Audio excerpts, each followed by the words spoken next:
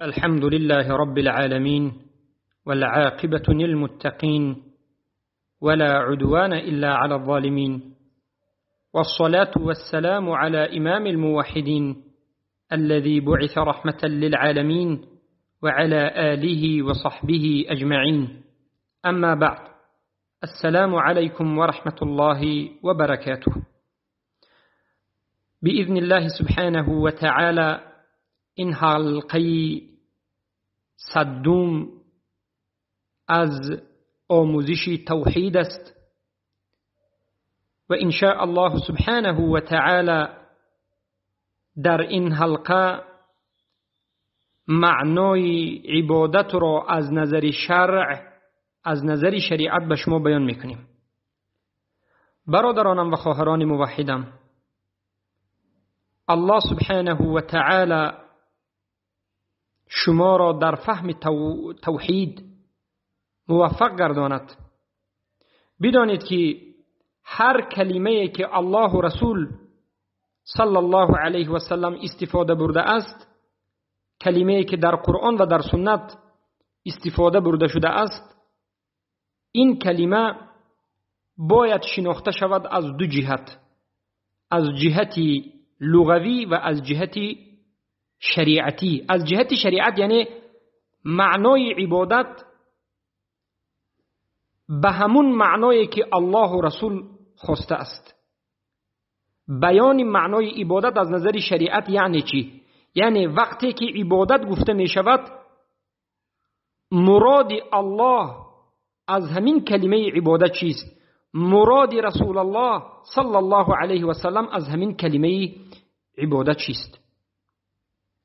ما باید به همین خوب دقت بدهیم که مراد الله از کلمه عبادت را در شریعت استفاده بردنش چیست؟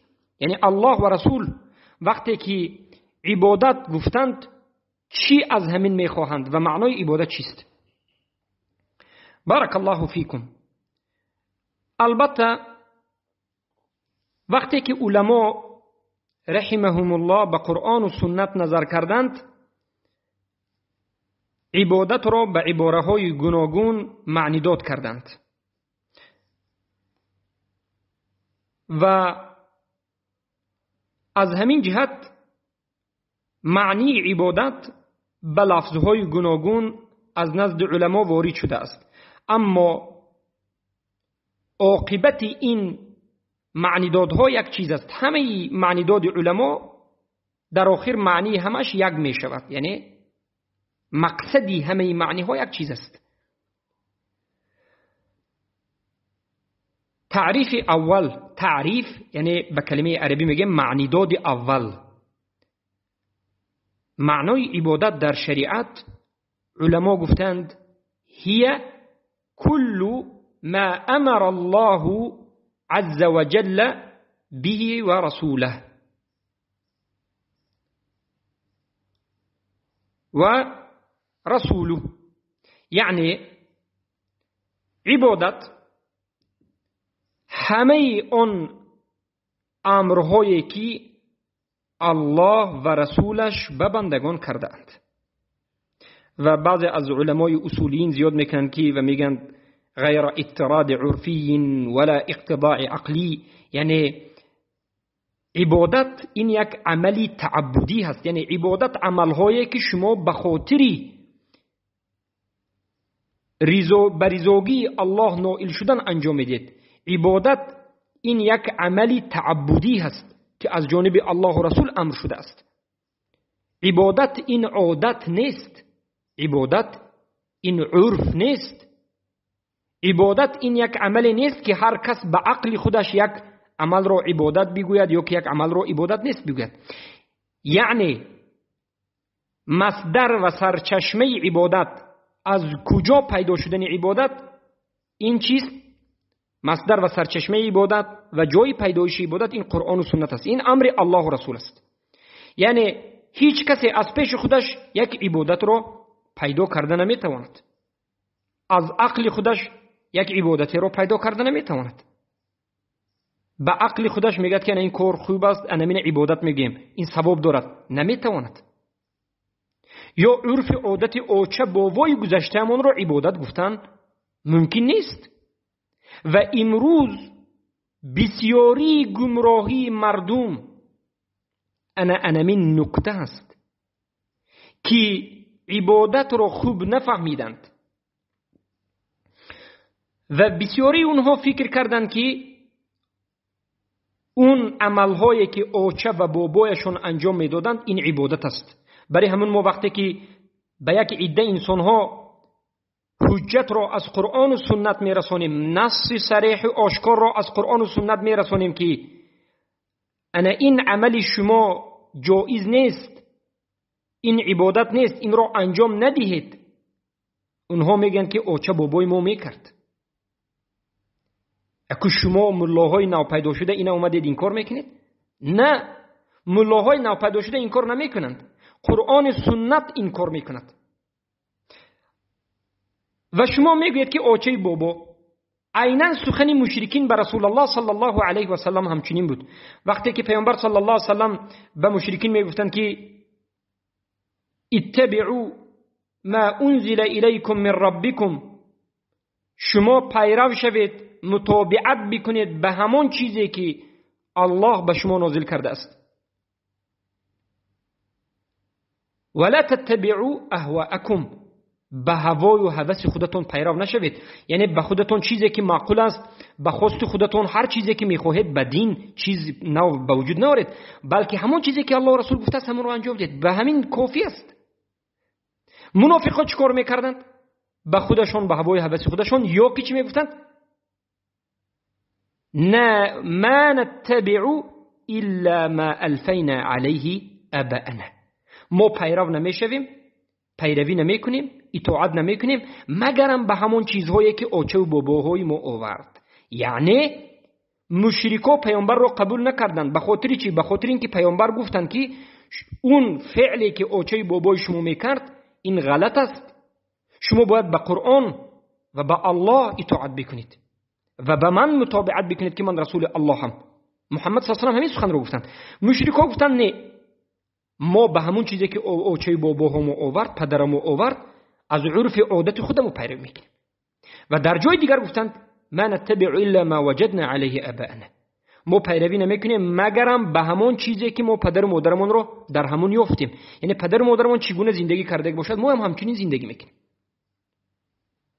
حتی وقتی که ابو طالب در حالت مرگ بود، میخواست پیامبر صلی الله علیه و سلم که ابو طالب ایمان بیاورد، به نزد ابو طالب پیامبر صلی الله علیه و سلم رفتند و گفتند که قل لا اله الا الله، لا اله الا الله را بگو، یعنی معناش رو بفهم، قبول کن، براءت از دین مشرکین بکن، کفر به طاغوت ورز.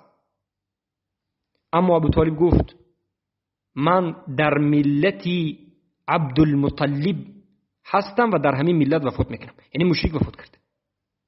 یعنی در ملت عبدالمطلب این است که در همون قاعده و قانون، در همون عرف و عادتی که عبدالمطلب داشت، دینی که عبدالمطلب دین شرکی داشت، در همون ملت. پس عبادت این چی است؟ همان چیزهایی هست که الله امر کرده است، رسول الله امر کردند. عبادت این گفتی پدر و مادر نیست، عبادت این گفتی قوم نیست، عبادت این اطاعت کردن هوا و هوس و پدر و مادر و اوچه و بابا نیست. و عبادت رو این چنین دویم نقطه ضروری این است که به عقل ما از پیش خودمون نمیسازیم. امروز نظر بکنید به فرقه های بدعتی به مانند صوفی های قبوری، اشعری و معترضه های باطل و به دیگر تمام فرقه های باطل وقتی که نظر میکنید از فکر خودشون دین ساختن، هم خوارج و هم مرجع جهمی عصر و غیره. اونها از عقل خودشون، مثلا صوفی ها از عقل خودشون مولود رو ساختند. مولود رو آیا پیامبر کردند؟ نکردند. صحابه کردند؟ نکردند. کی پیدا شد؟ بعد از 400 سال پیامبر صلی الله علیه و آله کی پیدا کرد؟ رافضه رو پیدا کرد. در کجا؟ در مصر، در دولت عبیدیه فاطمیه. از کجا صوفی ها این رو گرفتن؟ از عقل. گفتند که پیامبر را جشن گرفتن این ثواب است، این یک راه دعوت است. آیا الله و رسول همینه گفت؟ نه نگفت. از کجا؟ به عقل گرفتند. از این میبرد که نه این عبادت نیست، این بدعت است. روز جمعه تبریک کردن بدعت است. برای اون که به عقل این چیزها پیدا شد. پس عبادت هر چیزی که باید دلیل داشته باشد از قرآن و سنت و این امر الله رسول است. این یک تعریف اول از عبادت است که ما باید دونیم. از همین جد ما میگیم که برادر عزیزم و خواهر بزرگوارم، الله به شما برکت بدهد. هر عملی که شما میگید که این عبادت است باید دلیل داشته باشید. عبادات توقیفی هست، یعنی هر عبادت به خودش دلیل میخواهد. این عبادت فرض است یا که سنت مندوب است یا که مستحب است. یک عملی مستحب هم دلیل میخواهد. هر کاری که ثواب دارد میگید باید دلیل داشته باشد. اگر نباشد انجام ندید، از پیش خود دین نسازید. اگر یک چیز رو فهمیدید که این عبادت است، پس این عبادت رو به غیر الله انجام ندهید. هر چیزی که عبادت بودنش فهمیده شد به غیر الله انجام دادنش، پس این شرک است، کفر است و آدم را از دایره اسلام بیرون میکند. سجده کردن عبادت است، رکوع کردن عبادت است، سرخم کردن عبادت است، خود را در نزد کسی خوار و ذلیل حساب کردن عبادت است، اطاعت کردن عبادت است، قانون برآوردن. البته که ما این عبادت نمیگیم قانون برآوردن یک عمل شرکی هست که مخالف امر الله امر کردن است که الله امر کرد که قانون نبرارید. حکم کردن عبادت است به حکم الله، به غیر حکم الله عبادت کردن شرک است. مراجعت کردن به محکمه های الله رسول عبادت است، پس مراجعت کردن به محکمه های غیر الله رسول عبادت را در دیگر جا انجام دادن این کفر شرک است. راضی شدن به غیر حکم الله است. طلب کردن دعا، طلب کردن عبادت است، تنها از الله عبادت است. طلب کنید از الله موحد میشید و همین عبادت رو از غیر الله انجام بدید. طلب شفاعت رو از پیامبر صلی الله علیه و آله بکنید و طلب رو از مزارها بکنید، پس شرک است. این چنین انسان مشرک میشد. ان همین طور عادی است.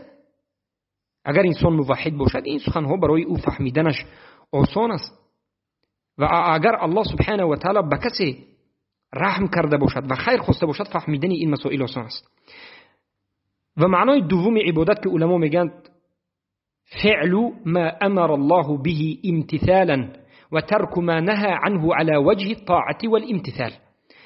انجام دادن امرهای الله امتثالا همین که پایبند به امر الله شده امر الله را انجام میدید. یعنی وقتی که یک امر الله را انجام میدید، یک عمل را انجام میدید، به خاطر چی؟ به خاطر اینکه الله امر کرده است، به خاطر همین انجام میدید. و ترک میکنید از نهی کرده های الله به خاطر الله و طاعتا لله. هر کسی که یک نهی کرده الله را ترک میکند اما به خاطر الله ترک نمیکند، عبادت نمیکند. مثلا بعضی آدم عرق نمی نوشد، شراب نوش نیست. وقتی که میبینید میگه که من شراب را به خاطر این ترک کردم که نه به خاطر الله، نه به خاطر اینکه الله این را نهی کرد، نه به خاطر خودم، به من معقول نیست. نه، این عبادت نیست. عبادت باید در حالت انجام دادن یک عمل یا که در حالت ترک کردن یک عمل هم به نیت باشد. نیت چی باشد؟ به خاطر امتثال امر الله، به خاطر بجا آوردن امر الله این عمل را شما انجام داده یا ترک کرده شدید. من عرق نمی نوشم، من زنا نمی کنم، من شرک نمی کنم، من کفر نمی کنم، من طاغوت پرستی نمی کنم، من سرخم نمی کنم به این طاغوت پرستا، من اراده کفر و شرک و دموکراسی نمی کنم. به خاطر چی؟ به خاطر پیروی از امر الله، به خاطر این که الله همین عملها را نهی کرده است، به خاطر همین انجام نمیدیم. و بعد از این به شما معقول است یا نیست، بعد از این دومین زینه و دیگر چیز است که به تعلق ندارد. هر چیزی که برای شما معقول است یا معقول نیست، شما به خاطر الله، به خاطر اجرا کردن امر الله باید به همین نیت که شما امر الله را یا نهی الله را اجرا کرده است ترک بکنید. نماز میخونید به خاطر چی؟ به خاطر اینکه الله امر کرده است، امر الله را اجرا کرده است. انا همچنین ما باید عبادت را انجام بدیم.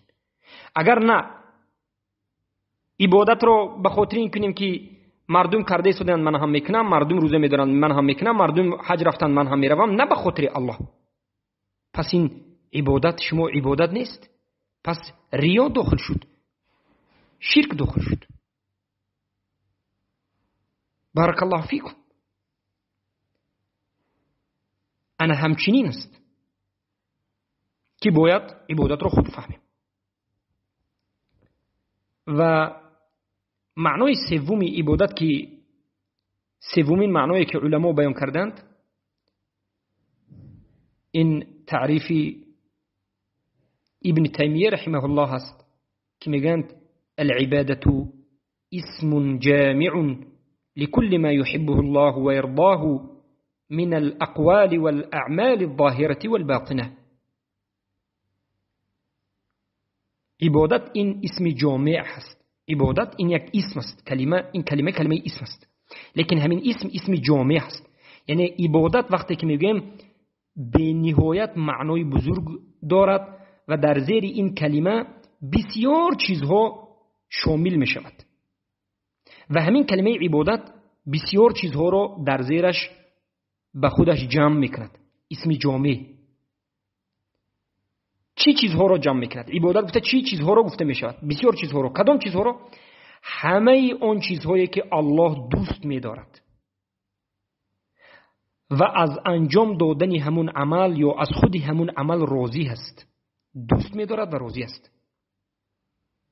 خواه سخن باشد، خواه عمل باشد، خواه عملی درونی دلی قلبی باشد، خواه عملی ظاهری بیرونی باشد، هر چیزی که الله دوست دارد و از همون چیز راضی می شود پس عبادت است. عمل قلبی، ترسیدن از الله، توکل به الله، محبت به خاطر الله، محبت الله، ترس از شرک، ایمان به الله و رسول و به جنت و دوزخ و به روز قیامت و به کتاب و ملائکه ها، به 6 رکن ایمان قلبی، قول قلب، عمل قلب، عملهای زبان به مانند ذکر و تسبیح، به مانند شهادت را گفتن و معنیش را بیان کردن، امر معروف نهی از منکر، کفر بالطاغوت، تکفیر مشرکین، و عمل جسم به مانند نماز و روزه و حج و زکات و دیگر از عملها. عمل جسم به مانند جهاد در راه الله سبحانه و تعالی که بهترین عمل و قله بالاترین ایمان است، اسلام است. همه این عبادت است. چرا؟ برای آنکه همه همین عملها را الله دوست می دارد و رضا هست و همین عبادت ها باید به کی انجام داده شود؟ به الله سبحانه و تعالی. دعا، الله دوست دارد که بنده الله را دعا بکند و الله راضی است که بنده از الله طلب بکند. پس از غیر الله طلب کردن پس شرک. احترام مسلمان، احترام کلانسالان مسلمان، احترام خردسالان مسلمان، احترام پدر و مادر، احترام برادر و خواهر مسلمان، دعا کردن در حق برادر و خواهر مسلمان، دعا کردن در حق پدر و مادر و دیگر کس، به اهل و خانواده مهربانی کردن، حق فرزندها را و حق دیگران را به جا آوردن، عبادت است یا نیست؟ بله عبادت. چرا؟ برای اینکه الله دوست دارد و رضا میشد، برای اینکه خودی الله امر کرده است به رسولش صلی الله علیه و آله. انا همچنین عبادت رو ما میفهمیم. اما یک چیزی که الله دوست ندارد و از همون رضا نیست، آیا عبادت میشود؟ عبادتی که آدم رو نجات میدهد میشود؟ نه. دشنام، حقارت، شرک، کفر، اینها رو ما عبادتی که بنده رو نجات میدهد نمیگوییم. شرک این یک عبادت باطل است، عبادت صحیح نیست. عبادت صحیح همین است که همه چیزهای الله دوست داشتهش و رضا شدهش رو به الله باید انجام بدیم. شرک عملهایی که الله دوست می‌دارد و از همون رضا هست همون رو به غیر الله انجام میدیم. پس این عبادت است، اما عبادت باطل است، عبادت فاسد است، عبادتی که انسان رو به جنت نه بلکه به جهنم میبرد. پس همین عبادت سبب تحقیق توحید است، همین عبادت سبب جنت رفتن شما و سبب رضایت الله است، یا که همین عبادت رو به غیر الله انسان انجام میدهد و سبب نارضایی الله و سبب جهنم رفتن بنده، سبب به جهنم الله رفتن بنده و سبب مشرک شدن و مرتد شدنش میشد. پس عبادت چیست؟ عبادت یک اسم جامع هست که همه اون چیزایی که الله دوست می‌دارد و از انجاممون راضی است، از سخن باشد یا که عمل باشد یا که ظاهری باشد یا که باطنی باشد، این عبادت است. و البته این تعریف زیباترین تعریف است، معنی داد زیباترین است. اگر نظر کرده ایستاده باشید، حضور ما سه تعریف، سه معنی داد عبادت رو بیان کردیم، یعنی سه نمودش رو.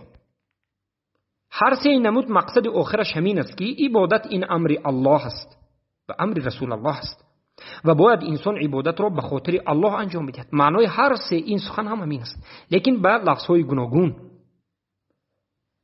از همین جهت علما میگن که لا مشاحة فی الاصطلاح، یک مراد و مقصد شریعت رو با لفظهای گوناگون بیان کردند و در این حالت ما یکی از این عباره ها حق است و دیگرش باطل است گفتن حق نداریم. همه عباره ها معنای حق رو در خودش دارد. پس معنای اسم جامع گفتن نگاه به این است که لفظ عبادت یک اسم هست که در زیرش همه دوست داشته های الله رو جمع میکنه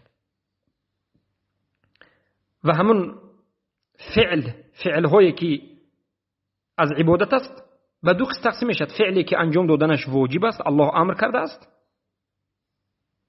و ترک کردن محرمات. شما وقتی که عبادت میگوییم خوب دقت بدهید که فکر نکنید که فقط یک عمل رو انجام دادن، یک عمل کردن، عمل گفته فقط یک چیز بجا آوردن عمل یا عبادت گفته میشد. بمانندی نماز خوندن، روزه داشتن، حج رفتن، زکات دادن، لا اله الا الله گفتن، قرآن خوندن عبادت است. در نزد بعضی کسا عمل فقط همین انجام دادن کار همین است و این عبادت است. نه، عبادت دو قسم است، هم انجام دادن و هم ترک کردن. عبادت گفته ما دو چیز رو میگیم، انجام دادن عملهایی که الله امر کرده است که انجام بدهیم، به مانندی نماز و روزه و حج و کفر بالطاغوت و الولاء و البراء، ترک شرک، بگیم انجام دادن توحید. ترک شرک البته به ترک می‌دارد. این همه عمل است، عملی که کرده ایستادید. عمل دوم، عبادت دوم، عمل این ترک کردن است، یک کار رو نکردن. چی رو؟ الله امر کرد شرک رو ترک کنید، طاغوت پرستی رو ترک بکنید، نفس پرستی رو ترک بکنید، موالات کردن و دوستی کردن کفر رو ترک بکنید، لشکری طاغوت نشوید، به حکم غیر الله حکم کردن رو ترک کنید، مراجعه کردن به محکمه های غیر الله رو ترک بکنید، علما و پیشوایان خود را به خودتان رب نگیرید، آدم پرست نشوید، حرام خوری رو ترک کنید، گوشت هایی که به بسم الله کشته شده است ترک بکنید، حرام خوری رو ترک بکنید، اون چیزهایی که خود مرده است نخورید ترک بکنید، خون رو نخورید ترک بکنید،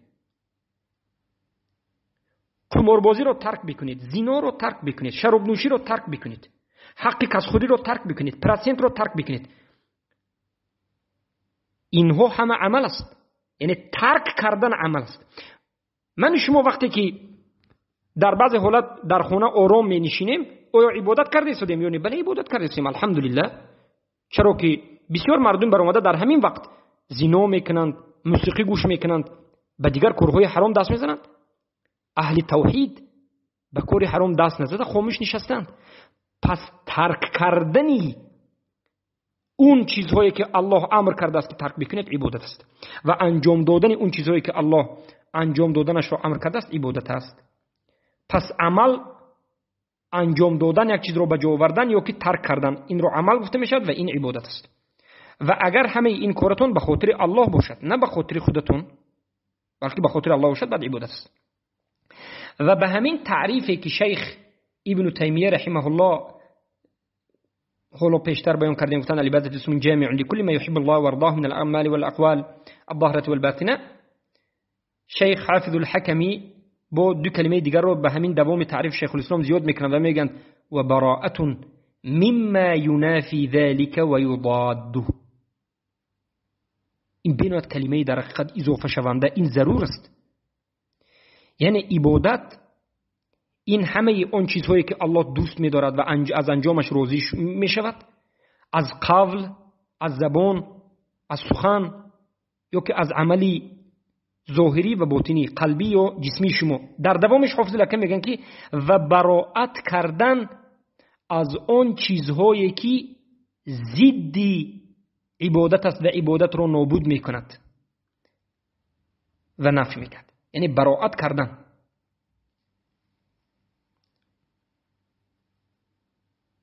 براءت کردن از همون چیزهایی که الله همین چیزها را دوست نمی‌دارد و از اون راضی نیست. این عبادت است. و شیخ ابن القیم الجوزی عبادت را بیان میکنند، میگن عبادت این کمال الذل والخضوع مع کمال المحبه، درجه بالاترین و کاملترین غایت ذل و خضوع با همراهی محبت همین عبادت است. یعنی از همه درجه بالاترین خواری و زاری، شکستگی، احتیاجمندی، نیازمندی و خود را در نزد کسی محتاج و فقیر حس کردن و خوار و ذلیل شدن، در حالتی که با همراهی این همه شکستگی با محبت دارید، محبت به همون ذات دارید، یعنی این عبادت است. یعنی شما در نزد الله خود را خوار و ذلیل می حسابید، خود را احتیاجمند و محتاج الله می دانید، در نزد الله خود را فقیر می شمارید، شکسته می دانید. بدون الله خود را هیچ کس و هیچ چیز حساب نمی کنید و باز الله را با همراهی این همه دوست می دارید، محبت به الله دارید. این عبادت است. یعنی عبادت ها را همچنین باید انجام بدید. پس اگر همین نمود عبادت ها به شما فهمو شده باشد، یعنی با عباره های گوناگون ما فهموندیم، اخیراً سخن را جمع میکنیم و به عباره توجیهی عامه فهم میگیم که عبادت این امرهای الله را به جا آوردن، امرهای رسول الله را به جا آوردن است. به خاطر الله و رسولش باید انجام داده شود، به خاطر اینکه اجرای امر الله و ترک نهی الله است انجام داده شود. و عبادت عمل‌هایی است که الله دوست می‌دارد و از انجام همون راضی است. و عبادت از زبان، در زبان هم عبادت است، عبادت‌های زبانی و عبادت‌های قلبی و عبادت‌های جسمی است که همه این را انسان باید به الله کند. عبادت این براءت جستن از همه اون عمل‌هایی که الله دوست نمی‌دارد و از همون راضی نیست. و عبادت این خود را محتاج و خوار و ذلیل و شکسته در نزد الله سبحانه و تعالی دانستن و الله را دوست داشتن. اگر فهمیدید معنای عبادت همین است، پس عبادت هر همین خیل عملها باشد باید این عملها را به الله انجام بدید. اگر شکستگی، خواری، زاری، احتیاجمندی را به غیر الله صرف کنید و باز همون چیز رو دوست دارید، پس مشرک شدید. یا هر چیزی که الله دوست می‌دارد و رسولش دوست می‌دارد و از همون الله راضی است، از قول، عملی درونی، قلبی یا که جسمی به غیر الله انسان انجام بده، چی میشود؟ مشرک میشود. الله دعا را دوست دارد. انسان بیاید دعا را از غیر الله کند. الله سجده را دوست دارد، قربانی را دوست دارد. انسان بیاید سجده را به غیر الله بکند و یک ذبح به غیر الله بکند. الله دوست دارد که بندهش از الله بترسد و الله را دوست بدارد. یک بنده بیاید از غیر الله چنان بترسد که دینش را ترک بکند و غیر الله را سخت دوست بدارد. الله میخواهد که بندهش لشکری او باشد، یک کسی بیاید لشکری طاغوت بشود. الله دوست می‌دارد و راضی است که دین او را مؤمنین و موحدین نصرت بدهند، یک کسی بیاید نصرت طاغوت را بدهد. پس ببینید که عبادت را به غیر الله چگونه انجام داده است. با همین به شما عبادت فهم شد و نگفته نماند که عبادت شرعی، معنای عبادت شرعی یعنی کلمه عبادت رو از نظر شریعت ما وقتی که فهمیدیم جزء از معنای لغوی هست. معنای لغوی عام‌تر است. یعنی معنای لغوی خوار و زار شدن، خود را تسلیم کردن، اطاعت کردن، پایبندی امر کسی کردن، ترک کردن و غیره و غیره. به کسی نباشد این عمل را انجام دادن، یعنی عام در لغت به همین معنی میاد. اما در شریعت همه این عمل ها را باید به کی کنید؟ به الله کنید. اکنون به شما فهم شد معنای عبادت در لغت و در شریعت یعنی به هم بینید نزدیک است، لیکن معنای شریعت این است که همین عبادت را باید به الله انجام بدید. وقتی که عبادت را شناختید اکنون به شما چی فایده می آید؟ یعنی فایده شناخت عبادت چیست؟ وقتی که عبادت را فهمیدید شما عبادت را از یک عرف، از یک عادت، از یک عملی که مباح است عبادت نیست انجام، یعنی فرق کرده می توانید. وقتی که عبادت را از یک عملی عادت یا که عرف، از یک کاری مباح جدا کرده توانستید، پس عبادت را فقط به الله انجام میدید و عبادت را به غیر الله انجام نمیدید. از همین جهت به شما ضرور است که عبادت را فهمید. و من از شما خواهش میکنم که این دو حلقه را، حلقه گذشته و این حلقه را گشته و برگشته خوب گوش بدهید، با دقت بفهمید که کدام عمل شما عبادت است که تنها باید به الله انجام داده شد و کدام عمل شما عبادت نیست که به غیر الله انجام دادنش ممکن است، یا کدام عمل ها مشترک است. بمانند زن اطاعت الله را میکند و اینچنین اطاعت شوهر را میکند. اطاعت شوهر را یعنی در چیزهایی که شوهر به حرام دعوت نکند یا که حاکمی به حرام دعوت نکند، به قرآن و سنت موافق قرآن و سنت امر کند، البته اطاعت میکنید.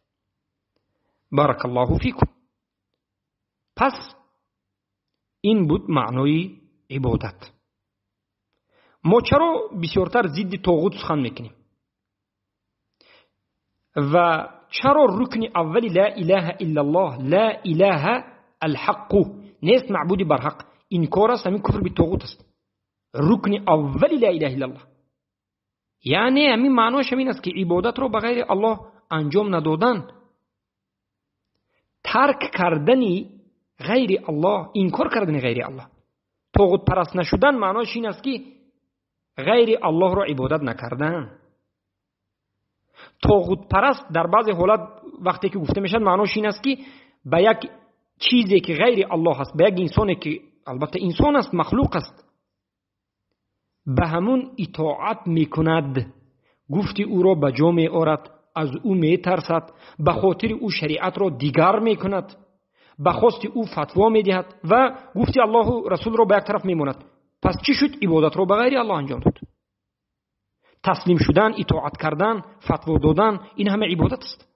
وقتی که همین عبادت را به غیر الله انجام داد پس چی شد؟ طاغوت پرست شد. یا بعضی ها اطاعت میکنند علمای خود را، چنان اطاعت میکنند که علمایشان مخالف قرآن و سنت سخن بکنند هم اطاعت میکنند. میگن که قرآن و سنت به ما اینقدر مهم نیست، مهم علمای ما است. علما چی گوید همون است. علما بگوید که الله در بالای عرش نیست، اینا میگن که بله الله در کجاست؟ در همه جا است. حلولی. حالان که الله و رسولش میگه که الله در بالای عرش است.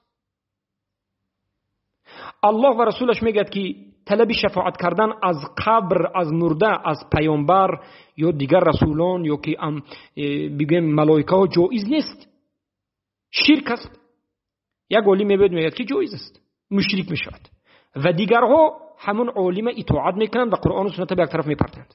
پس عبادت رو به کی انجام دادن؟ اطاعت باید به الله رسول، به غیر الله رسول اطاعت کردن، بله مشرک شدن.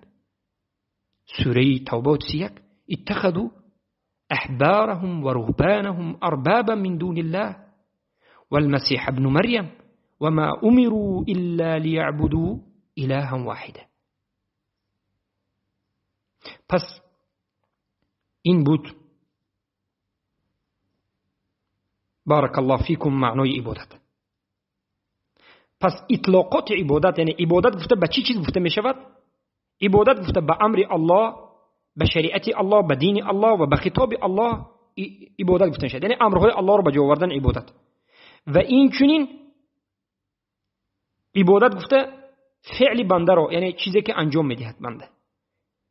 امر الله، شریعت الله، دین الله هم عبادت گفته میشد و فعل بنده هم عبادت گفته میشد و چیزی که بنده انجام میده و که ترک میکند عبادت گفته میشد. با همین این حلقه رو به پایان میرسونیم و باذن الله سبحانه و تعالی در حلقه آینده باز برای شما یک مسائل دیگری که تعلق در مسئله عبادت و مسئله توحید الوهیت است بیان خواهیم کرد. السلام علیکم و رحمت الله و برکاته.